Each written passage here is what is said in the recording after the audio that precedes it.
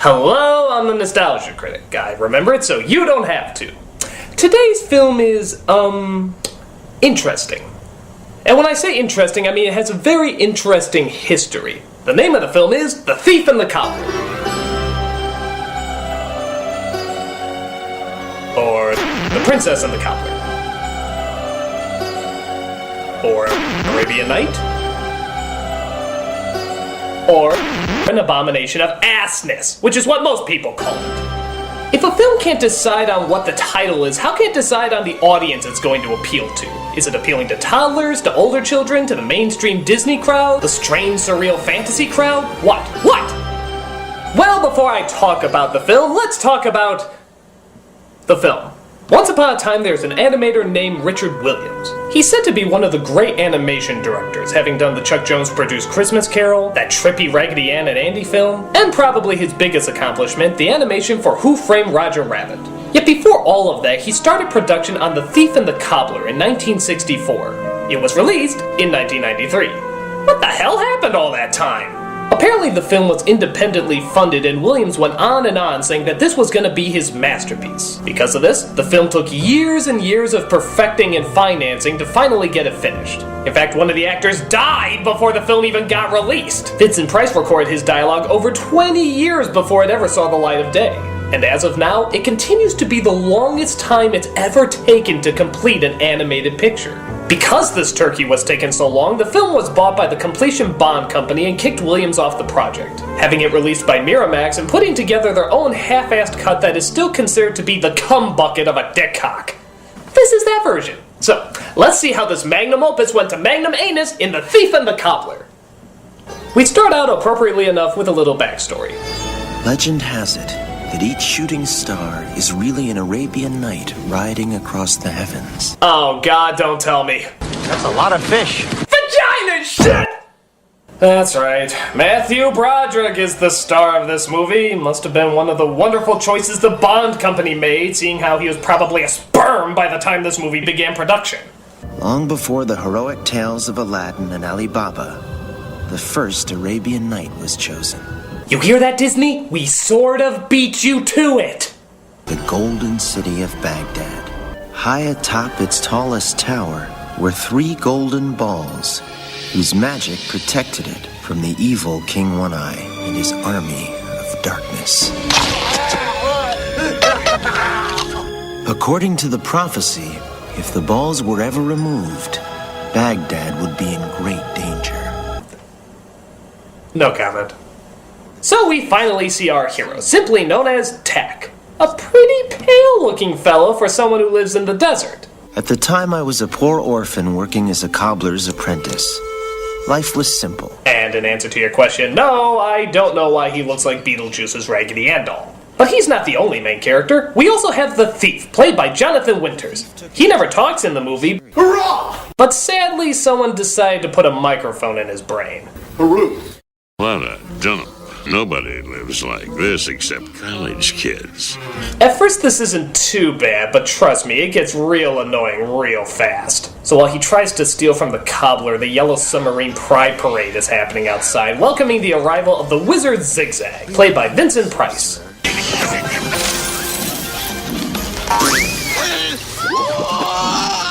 Take him into the palace! So Tack is captured as we cut to our love interest in the movie, Princess Yum Yum. Okay, hold on. Tack, Zigzag, Yum Yum. These aren't names, these are words an infant is trying to say for the first time. Tack! Zigzag! Yum Yum! Shitty fuck, shitty fuck, shit fuck! Okay, so the princess has a real original backstory. Are you ready for this? I bet you've never heard this one before. Listen. She's tired of her boring life. And in a bizarre twist, she dreams of wanting more! I know I could do more if I just had the chance. This life I live in regal splendor seems a waste. I do hope there's a tired, unoriginal musical number to tell us what we already know she feels. Born just to delight. Oh, right on cue. And bred to behave. But she's more than this. There's a mind in the body of this pretty By God, is this song bland! I mean, this is like eating styrofoam on wheat toast, it's that bland. It's like someone approached somebody like Alan Menken and said, "Hey, can you write an original song?" "Sure, what's it about?" "It's about a princess who's dreaming of more." Oh, alright.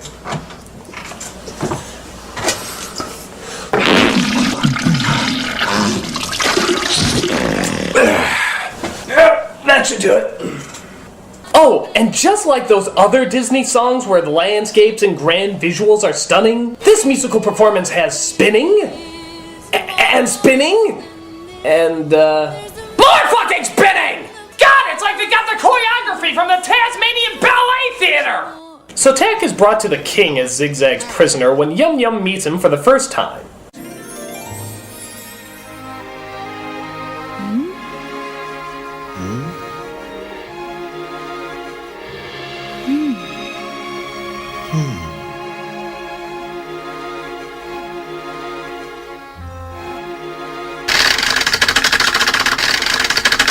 But the princess informs her father that she needs a cobbler, so he's called in to fix her shoe. Meanwhile, we discover that Zigzag has an evil plan to, you guessed it, take over the, Of course! world. With Princess Yum Yum at my side, the crown is mine by right. Oh, by the way, did I mention that he speaks entirely in rhyme? Greatest king of all the earth, this lowborn cobbler of no worth attacked me in the square today. Shall we take his head away? I'm not even sure I really get it. Why does he speak in rhyme if everybody else doesn't? Is there a reason for it? I mean, what makes him so special? I don't get... Excuse me. Hello? Greetings, Critic. This is Vincent Price. Wait a minute, the Vincent Price? Like the Vincent Price? Yes, how many stars of stage, screen, and Tim Burton wet dreams do you know? Wait a minute, you've been dead for several years. Well, you see, just like the dialogue for this picture, I recorded this phone message several years ago. So I set my phone on a timer to call you and give you this message. Wait, so everything you're saying right now is a recording? Yes. How is that possible? How do you know everything I'm gonna say? Well, many a fortnight ago, I made a Faustian pact with the nefarious forces of the Neverworld, so I can see into the future with 100% accuracy. I know everything that you're going to say. Oh, come on, that's bullshit. You can't predict what I'm... Stop that! I mean it, stop it! Peter Piper picked a peck of pickled peppers. Toibo. She sells seashells by the... Kmart. You see, I am awesome. Alright, recording of Vincent Price, what do you want? This cacophony of cock you've paraded over my fierce elucidations strikes me with humiliation and discomfort. You see, I want you to know why I stammered in rhythmic drolls of iambic pentameter in this cinematic adventure, amateur. You mean explain why you rhymed? Yes. Okay, well, why? Blast, I can't remember. That's just great. Years after your death and you can't remember why you rhymed in that movie. No, I do. It's on the tip of my tongue. Oh, it had something to do with Rock Hudson and a banana cream pie. Okay, I'm hanging up right now. Oh, and do look out for that pumpkin. Ow! What? Pumpkin? Pumpkin what? What? Pumpkin what? So we see the cobbler interact with the princess as he fixes her shoe. The princess was so beautiful, and I was just an ordinary cobbler. He doesn't have a lot to say for himself. Oh, don't worry. His inner monologue that never shuts the fuck up will make up for that. I tried to impress her with some cobbling tricks. Keep your eyes on your work, Cobbler. Why can't I ever talk when it matters? You can say that for all the lines in this movie. Speaking of which, the other inner monologue rambler comes in looking for something to steal. Soap. Oh, so that's what it looks like. I've heard of it in storybooks and songs. What's that? Oh, a naked lady. Dough. But wait, a golden scratcher. Butt scratcher! Butt scratcher! Butt scratcher! Butt scratcher! Butt scratcher! So he steals the scratcher and runs into the cobbler, who tries to stop him. Halt, in the name of King Nod! I couldn't believe what I was saying. Suddenly I was defending the crown. And I have to admit, this is one of the coolest, yet still trippiest chase scenes you'll ever see in an animated film.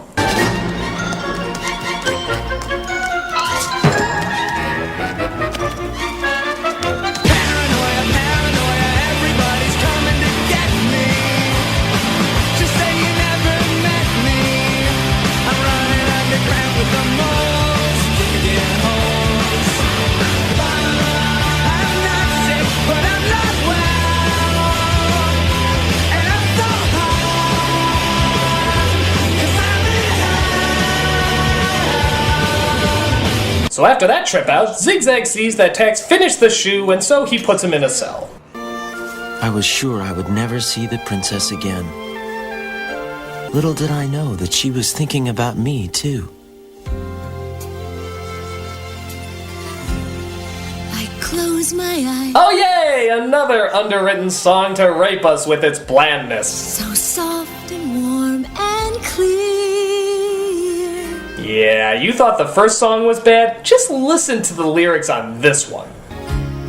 Don't fight your feelings, says my heart. A heart I will obey. Am I feeling love? Wow. That's a kind of laziness that you only dream about. You know, because you're so fucking lazy.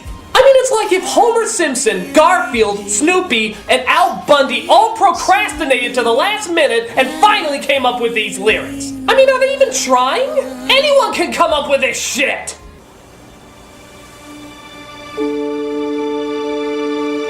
My heart will love a lovey love love, but only in my dreams. But because I sing with singiness, the dreams I dream I'll dream.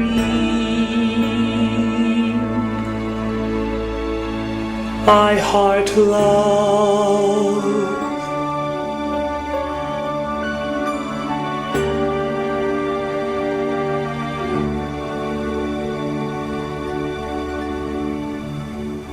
So we cut to the next day as Tack is still locked away in his cell. I had to escape. Oh, God, shut up! This a-hole has more inner monologue than Samus from Metroid Other M! Zigzag had ordered a polo match in Yum Yum's honor. Of course, she was far from impressed. If only Adam was here to tell me what to think. So the next day, Tack breaks free out of his cell as the thief tries to steal the golden balls from the top of the castle. Finally, I was free. The grass felt soft on my feet. Why don't I monologue about that for several hours? The grass is green. A frog is green. I'm sure I can talk about this in great detail somehow. Eventually, the thief manages to get the golden balls as he, here's a shocker, monologues to himself. You're gonna buy me a castle by the sea. And you're gonna buy me everything I need to turn the basement into a rec room. And with you, I tell you, sweetheart, I'm going to Disneyland. You know, it's funny. When I hear pop cultural references in a film that takes place in Arabia, I think of Aladdin. But this was being made before Aladdin. Apparently Disney animators drew influence from this movie when it was being made that helped Aladdin get off the ground. And after that came out, the new producers of this film drew influence from Aladdin. So Aladdin ripped off this only to have this rip off Aladdin. Basically, the film is a product of animated inbreeding. Suddenly this is all starting to make more sense, isn't it? So a soldier comes and tells the king that an evil army is brewing led by an evil man named One-Eye. One eye is coming. One eye? One eye.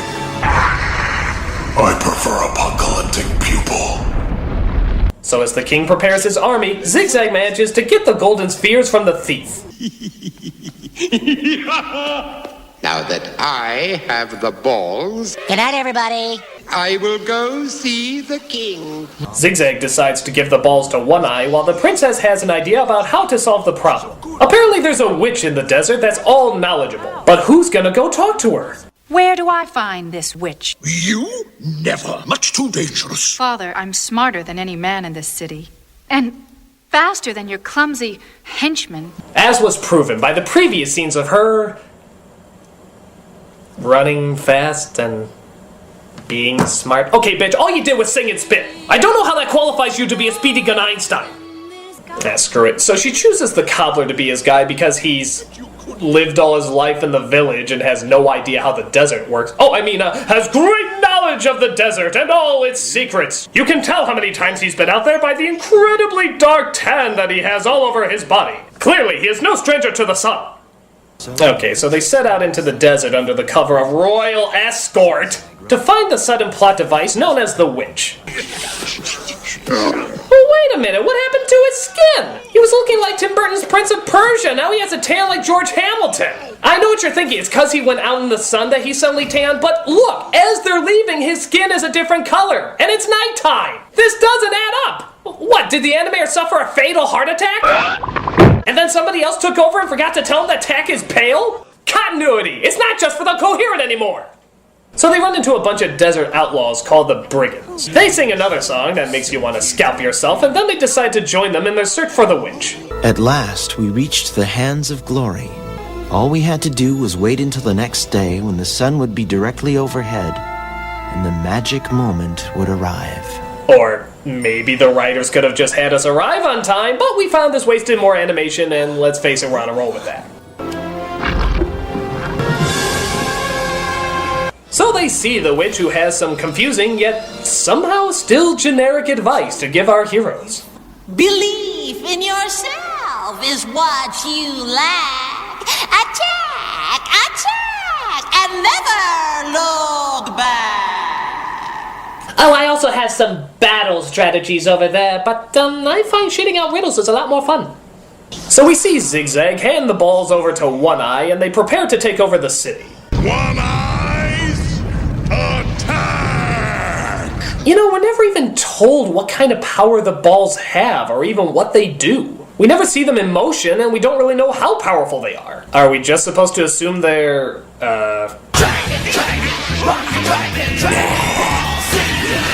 So One Eye's army attacks with whatever the hell this thing is, as Zigzag tries to take out Tack. Attack! Attack! Attack! Tack!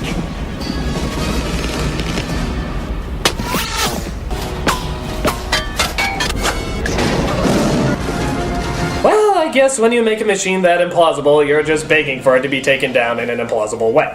But there's still the final battle to be had with Zigzag and Tack. Huh, that was easy. You're mine, Toots. Ah! End of the ride, Zigzag!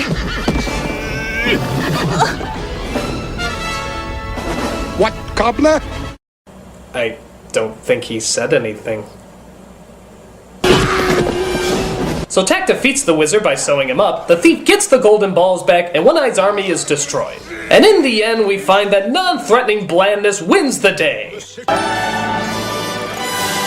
So next time you see a shooting star, be proud of who you really are. Do in your heart what you know is right, and you too shall become an Arabian Night.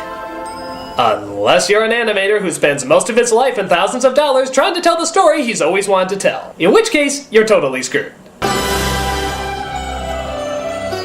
Alright, so I have good news and bad news. The bad news is this movie sucks! It's edited clumsily, the songs are forgettable, the characters are annoyingly bland, as well as annoying. It's just a horrible release.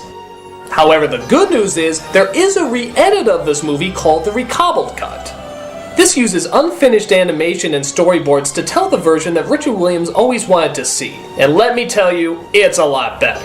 There's no Matthew Broderick or Jonathan Winters, no shitty-ass songs, and virtually no dialogue from the main characters, which is actually pretty unique. Because of this, most of the story is told strictly through the animation, which while some people may see as an acquired taste, is still pretty spectacular. There's so much more expression in just the movements of the character than there is with that horrible inner monologue. It knows what it wants to be, a surreal, artistic, practically silent movie, unlike the Miramax cut, which tries so hard to appeal to everyone that it appeals to no one. And while I can't say the recobbled cut is a fantastic movie, it's certainly more impressive and much more entertaining. It's worth checking out for any fan of animation. If you just type in Thief and the Cobbler recobbled cut on Google or YouTube, you'll come across it eventually. Check it out and see some really great animation. I'm the Nostalgia Critic, I remember... Hello? Critic, I knew you would blow me off after that last phone call, so I set a time bomb in your house before it was built. Clever me. But don't worry, it's set to go off in exactly 50 seconds. You'd better run, big boy. I remember, so you don't have to. 1, 2, skip a few, 50. Ooh, I love it when I'm nasty.